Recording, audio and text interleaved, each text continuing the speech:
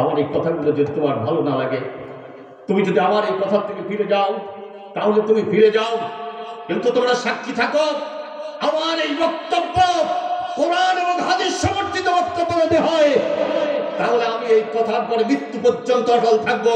কারণ হলো আমার পরিচয় হলো আমি একজন মুসলমানের বাচ্চা মুসলমান। কথা বলে ঠিক কিনা? আপনি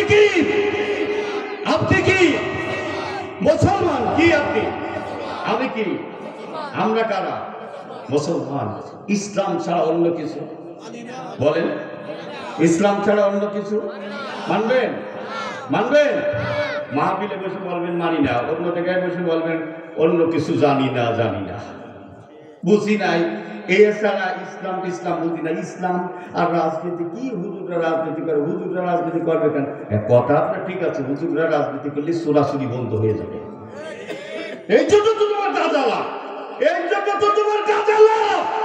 হুজুরটা চোরাচুরি বন্ধ করে দেবে। এত কিছু হয়েছে, 53 বছর পাকিস্তানকে তাড়াইয়া বাংলাদেশকে স্বাধীন করেছিলেন। আজকের এই 53 বছর বলো কোন দল চুরি করেছ?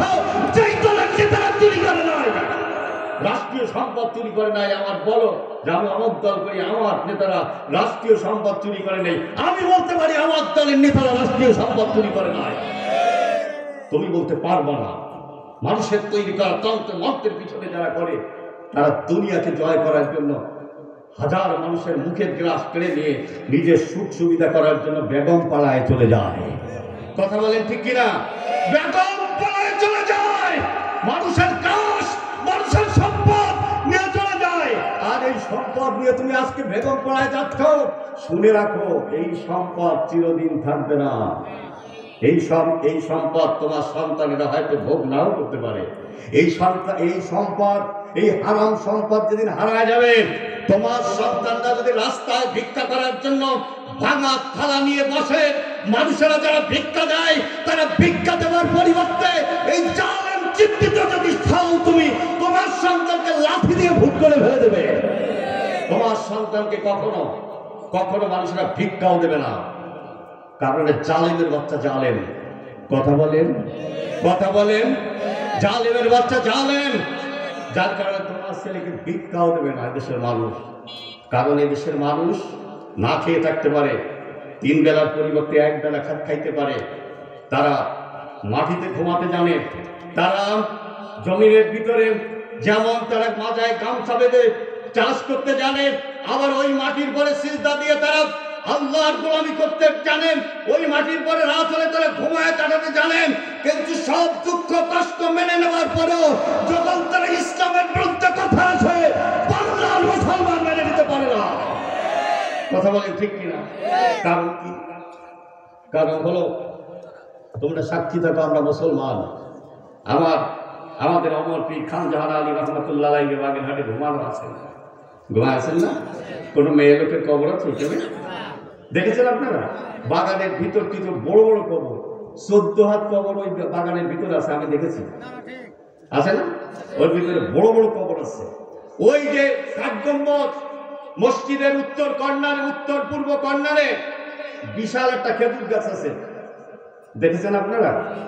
অনেক আগে এক মিস্ত্রি আমাকে বলেছিলেন যে ওই জায়গায় যেন অজুখানা না কি করবে, ওইখানে তারা কাজ দিছিল।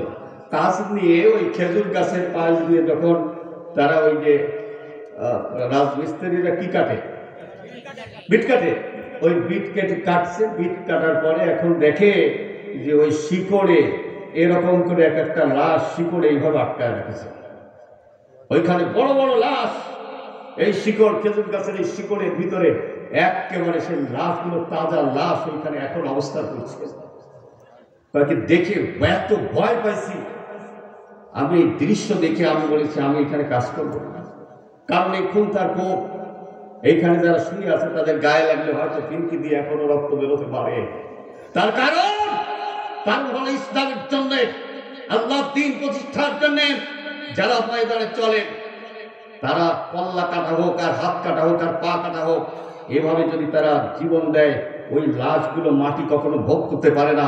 100 বছর পরেও যদি খুঁজে উঠানো হয় যেরকম ছিল সেরকম দেখা যায়, এবং গায়ের উপর আঘাত লাগলে তখনও রক্ত বের হয়। শহীদের দেহ কখনো পচে না। এই মানুষগুলো এখানে কত হাজার হাজার আনলেন। আমি পশু রাত্রে দাঁড়িয়ে ওই যে পথদিঘির পাড়ে দাঁড়িয়ে দেখতেছিলাম, মনে হচ্ছিল কোনো সাগরের পাড়ে মনে হয় রাস্তা দাঁড়িয়ে আছি। এত বড় দিঘি ওনার সাথী সঙ্গে নিয়েই তো কেটেছিলেন। 360টা রাস্তা, 360টা শুকনো পানির জন্য দিঘি কেটেছিলেন, 360টা মসজিদ করেছিলেন অমর পীর খানজাহান আলী রহমতুল্লাহ আলাইহি। কোনো নারী নেই, কোনো নারীর সংস্পর্শে যাওয়ার সুযোগ হয়তো হয় নাই, কোনো পৌরাত্মক সন্তান নেই। উনি এখানে শুয়ে আছে, তার সন্তান কে? আমরা তার রুহানি সন্তান। কথা বলেন, কথা বলেন, আমরা তার রুহানি সন্তান। খানজাহান এখানে শুয়ে আছে, শহীদ খানজাহান আলী রহমতুল্লাহ আলাইহি ওইখানে শুয়ে আছে, আমরা তার রুহানি সন্তান। উনি যেন বলে গেছেন আমি চলে গেলাম, কিন্তু যে ইসলাম বাংলায় রেখে গেলাম এই ইসলামকে ভুলন্টিত হতে দেবা না, খবরদার। শাহজালাল ইয়ামেনি ইয়ামেন থেকে যখন রওনা দিয়েছিলেন, নদ নদী পাহাড় পর্বত পাড়ি দিয়ে যখন উনি সাত সমুদ্র 13 নদী পাড়ি দিয়ে উনি যখন আসতেছিলেন, সাগরটা বলেছিল হুজুর এই যে সামনে সাগর, সামনে নদী, কি করব? উনি না বলেছিলেন বিসমিল্লাহ বলে, বিসমিল্লাহ বলে একটা জায়নামাজ বিছায় দাও, অথবা বিসমিল্লাহ বলে ঘোড়া দাবড়াও।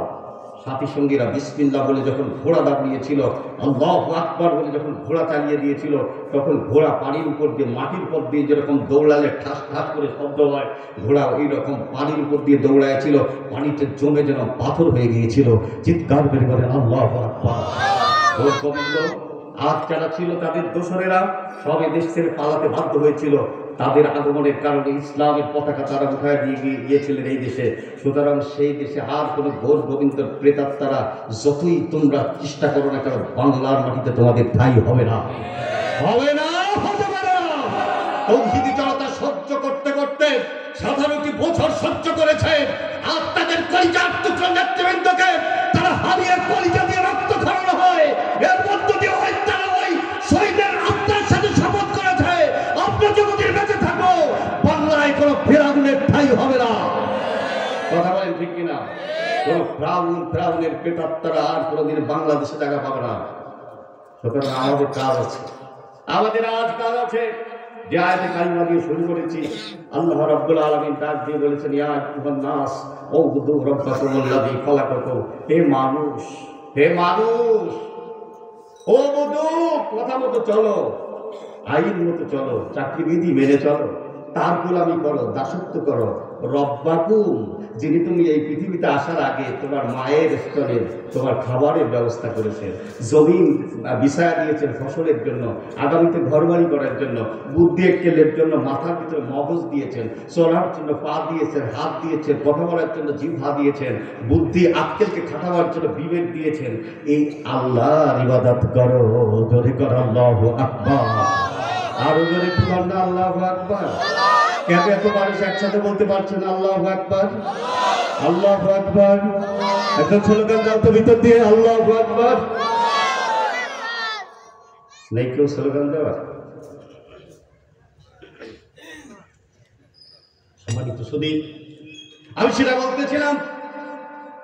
আমার আল্লাহ ডাক দিয়ে বললেন ইয়া আইয়ুহান নাসু উবুদু রাব্বাকুমুল্লাযী খালাকাকুম। ওটা জায়গায় বলছেন মিন নাফসিন ওয়াহিদা। এইবার আমার আপনার সৃষ্টির পিছনের দিক দিয়ে আল্লাহ ইতিহাস টেনে বের করেছেন। মিন নাফসিন ওয়াহিদা, একটা মাত্র মানুষকে আমি সবার আগে সৃষ্টি করেছিলাম। সেই মানুষের নাম কি বলেন? আদম। আদম না? একটা মানুষ, নাফসুন ওয়াহিদা, ও খালাকা মিনহা যাওজাহা, মাটি দিয়ে বানাইছে আদম রে। আর আদমের স্ত্রী বানাইছে কি দিয়ে? কি দিয়ে? তার হাড় দিয়ে, কদরের হাড় দিয়ে। অবসাবির হুমা রিজালান কাসীরাও ওয়া নিসাআ, এই দুইজন দিয়ে অসংখ্য নারী পুরুষ সৃষ্টি করেছে। জোরে কান সুবহানাল্লাহ। কুদরত কার? কুদরতের মালিক কে? খালিক কে? রব কে? আদমকে বানালেন কি দিয়ে? কি দিয়ে? আদমকে বানালেন কি দিয়ে? মাটি দিয়ে। মা আম্মাজান হাওয়ারে বানালেন কি দিয়ে? আর দিয়ে। তাহলে দেখেন তার মানে হলো আল্লাহ যা চান তাই করেন। সুবহানাল্লাহ। আল্লাহ যা ইচ্ছা তাই করেন। আল্লাহর ইচ্ছাকে ব্যাহত করার ক্ষমতা কারণে কত বড় ক্ষমতার মালিক। মাটি দিয়ে একটা মানুষ বানালেন, আবার হাড্ডি দিয়ে একটা মানুষ বানালেন, আবার নাপাক পানি দিয়ে আপনার আবার বানালেন। সুবহানাল্লাহ, সুবহানাল্লাহ। আল্লাহ রাব্বুল আলামিন সর্বময় ক্ষমতার মালিক। আল্লাহ এত চমৎকার করে আপনার আমার সৃষ্টি করলেন।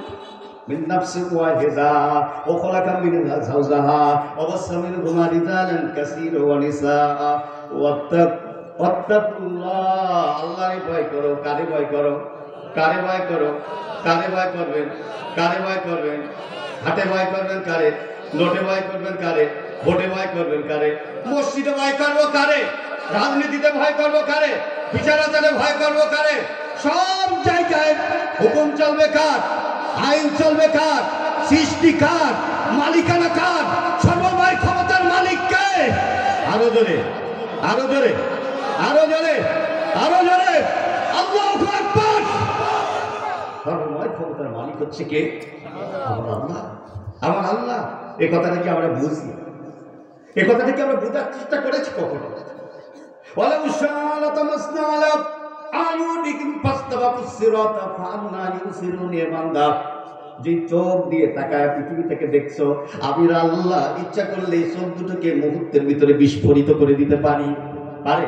বন্ধ করে দিতে পারি। বান্দা, তুই যে চোখ দিয়ে দুনিয়াকে দেখছিস, মজা করছিস, আমি ইচ্ছা করলে এই চোখ দুটোকে অন্ধ করে দিতে পারি। পারে কি পারে না?